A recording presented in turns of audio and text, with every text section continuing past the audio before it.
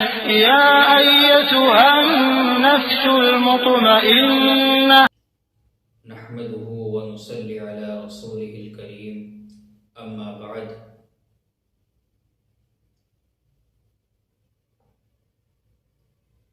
میرے عزیزو، اللہ رب العزت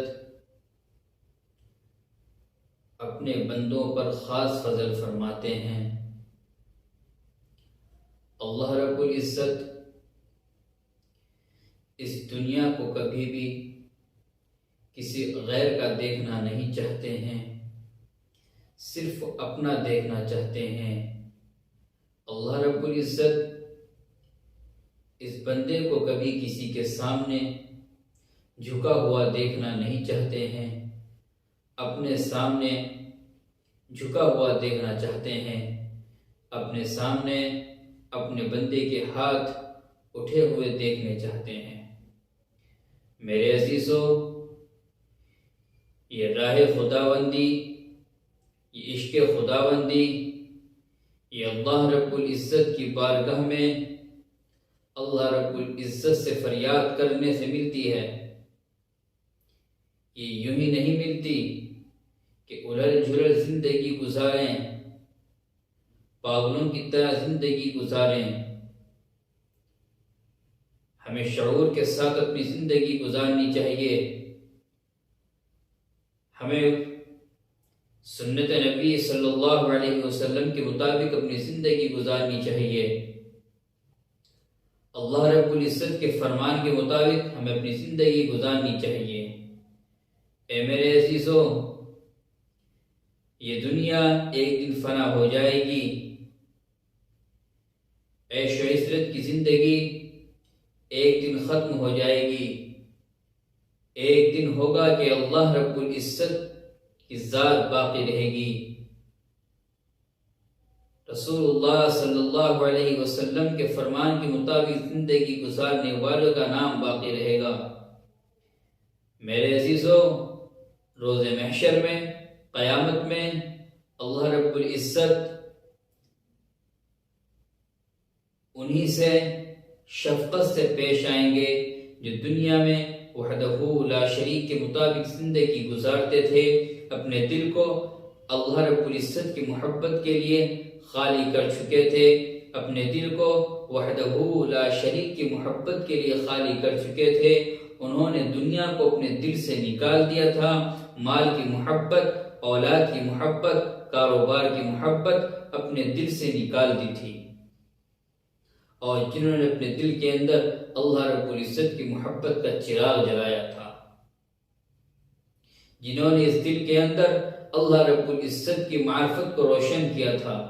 جنہوں نے اس دل کے اندر وحدہ لا شریک کی محبت کا چراغ اپنے دل کے اندر جلایا، جنہوں نے اللہ رب العزت کے عشق کی آگ اپنے دل کے اندر جلائی، جو اس دنیا سے اللہ رب العزت کی عشق و محبت کی تلوار سے ہلاک ہو کر اس دنیا سے گئے۔ اے میرے عزیزو، اللہ رب العزت کے عشق کی ذات وہ ذات ہے کہ جب بندے کو اللہ رب العزت کا عشق مل جاتا ہے، اس کی معرفت مل جاتی ہے، اس کی معیت مل جاتی ہے، اس کا قرب مل جاتا ہے، میرے عزیزو، اس کی زندگی انمول زندگی ہو جاتی ہے، اس کی زندگی میں نکھار آ جاتا ہے، اس کی زندگی کے اندر اللہ رب العزت کا نور آ جاتا ہے۔ ایک علم طریقت، ایک علم شریعت۔ میرے عزیزو، اگر علم شریعت حاصل کرتے رہیں اور علم طریقت کو نہ پکڑا، علم طریقت کے راستے کو نہ دیکھا، تو میرے عزیزو یاد رکھ لیجئے، ہمارا علامہ مفتی مولوی بن جانا کسی کام کا نہیں ہے۔ ہمیں شریعت کے ساتھ طریقت بھی ضروری ہے۔ شریعت باہر کی چیز ہے، طریقت اندر کی چیز ہے۔ شریعت ہمارا ظاہری لباس اچھا ہونا چاہیے، سنت کے مطابق ہونا چاہیے، طریقت یہ ہے کہ دل کے اندر بھی اللہ رب العزت کی محبت ہونی چاہیے۔ یہ نہ ہو کہ ہم باہر سے تو شریعت کے پابند ہیں، لباس ہمارا ٹخنوں سے اونچے ہے، داڑھی ہمارے چہرے پر ہے،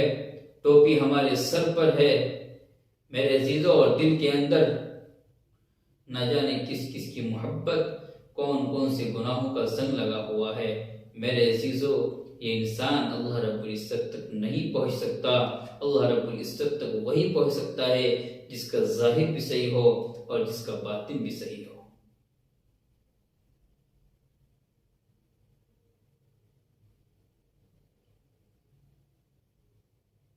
اگر کوئی شخص عمدہ لباس پہنے، عمدہ کپڑے پہنے،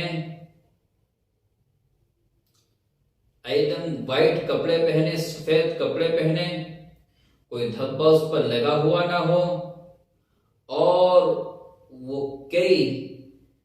روز سے مسلسل نہایا نہ ہو، اور گرمی کا عالم ہو، اور وہ اپنے کپڑوں کے اوپر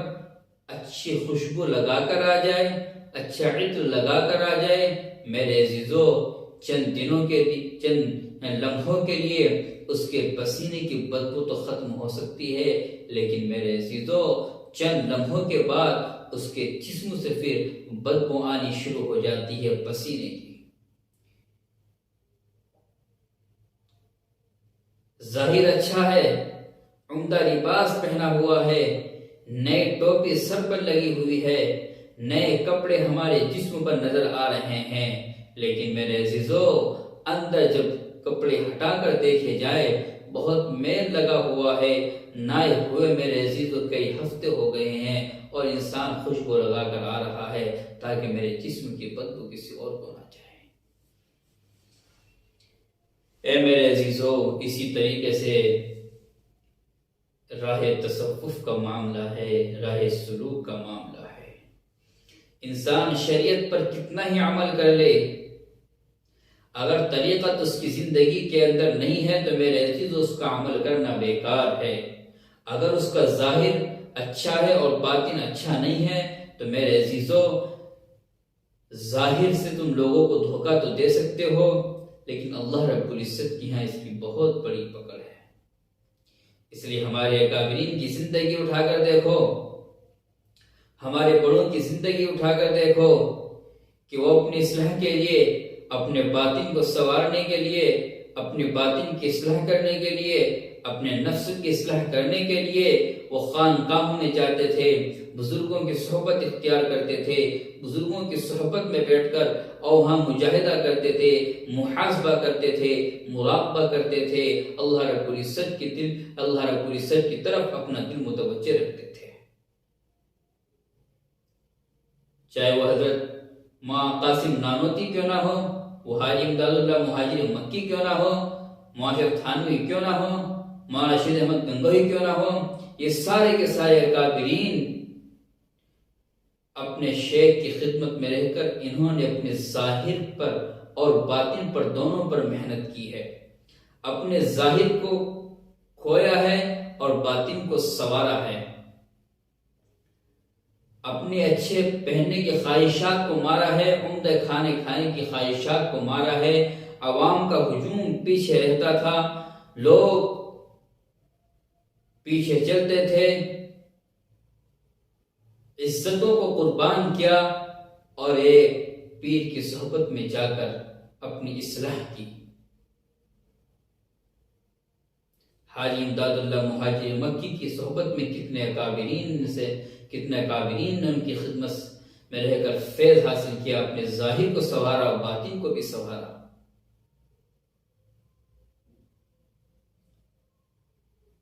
صدیق اکبر رضی اللہ تعالی عنہ رسول اللہ صلی اللہ علیہ وسلم کی خدمت میں رہے، عمر فاروق رضی اللہ تعالی عنہ کہ جس کا نام سن کر لوگوں کے اندر کبکبی پیدا ہو جاتی تھی، گھبراہٹ پیدا ہو جاتی تھی، وہ عمر جب ایمان لے آئے، رسول اللہ صلی اللہ علیہ وسلم کی صحبت اختیار کر لی تو ان کا ظاہر بھی سنور گیا اور باطن بھی سنور گیا اور امت کے خلیفہ دوم بن گئے۔ کیوں؟ انہوں نے اپنے نفس کی اصلاح کی، انہوں نے اپنے ظاہر کے ساتھ اپنے باطن کو بھی سنوارا۔